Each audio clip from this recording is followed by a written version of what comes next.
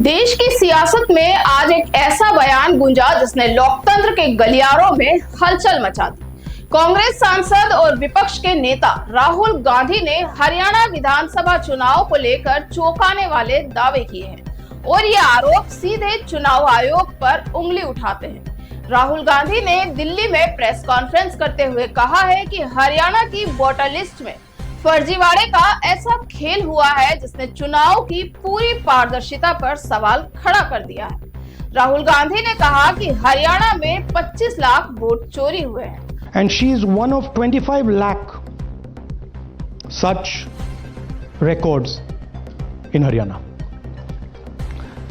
This is proof of a centralized operation. I'm going to show you if you just scan that, which I'll do just now. If you scan that,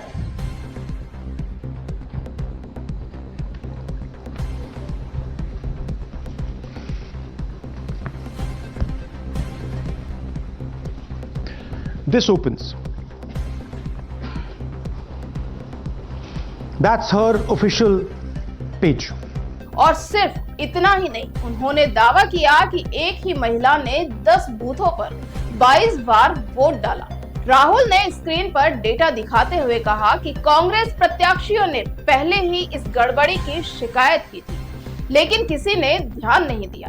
उन्होंने खुलासा किया कि voter list में कई जगह blur photo लगाए गए ताकि यह पता ही न चले कि असली वोटर कौन है और नकली कौन है। राहुल गांधी यही नहीं रुके, उन्होंने सबूत के तौर पर प्रेस कॉन्फ्रेंस में एक ब्राजील की मॉडल की फोटो दिखाते हुए कहा कि ये लड़की हरियाणा की वोटर लिस्ट में क्या कर रही थी। उनका आरोप था कि इस तरह की हजारों डुप्लीकेट एंट्रीज ने चुनाव के नतीजों को प्रभावित किया।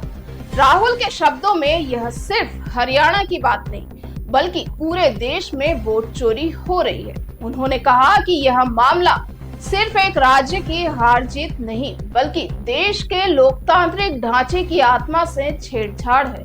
प्रेस कॉन्फ्रेंस में राहुल गांधी ने हरियाणा के मुख्यमंत्री नायब सिंह सैनी का वीडियो दिखाते हुए तंज कसा।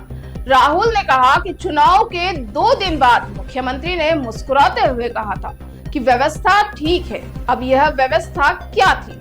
वही जो हरियाणा में नतीजों से झलक रही है। राहुल के मुताबिक पोस्टर बैलेट और असली वोट के आंकड़ों में भारी अंतर देखा गया जो पहले कभी नहीं हुआ था।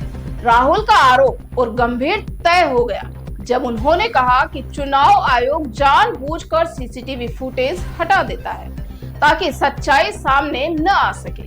उन्होंने कहा कि चुनाव आयोग के पास ऐसा सॉफ्टवेयर है जो सैकड़ों में डुप्लीकेट वोटर्स को हटा सकता है, लेकिन वह उसका इस्तेमाल नहीं करता क्योंकि वे भाजपा की मदद करना चाहते हैं। यह बयान अब सियासत के तापमान को और बढ़ा चुका है। राहुल गांधी ने इसे युवाओं का मुद्दा बताया और कहा कि देश के युवा जिनके वोट लोकतंत्र की दिशा तय करते हैं, उनके वोट चुरा लिए जा रहे हैं। उन्होंने यह भी कहा कि कांग्रेस के पास इस फर्जीवाड़े के डेटा के पुख्ता सबूत है और जल्द वे इसे सार्वजनिक करेंगे। अब सवाल सीधा है, अगर राहुल गांधी के आरोप सही है तो क्या हरियाणा में जनादेश असली नहीं था?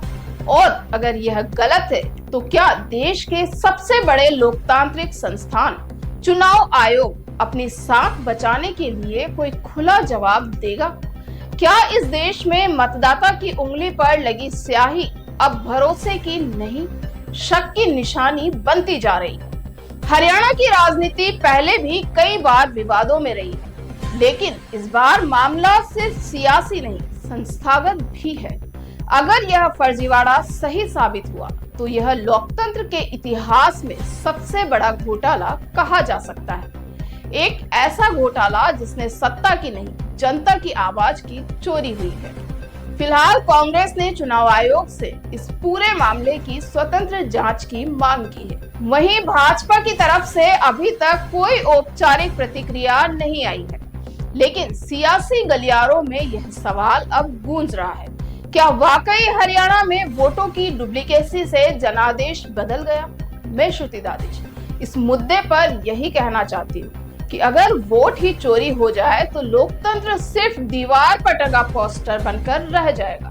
राहुल गांधी के इस आरोप ने सवाल तो उठा दिया है, लेकिन अब जवाब देना चुनाव आयोग की नैतिक जिम्मेदारी है, क्योंकि अगर चुनाव की पवित्रता पर ही दाग लग गया तो फिर जनता किस पर भरोसा करेगी। अब देखना यह है कि क्या यह ब्राजील मॉडल वाली वोट लिस्ट एक राजनीतिक बयान तक सीमित रहेगी या लोकतंत्र के सबसे बड़े दरवाजे चुनाव आयोग की जांच की घंटी बनेगी।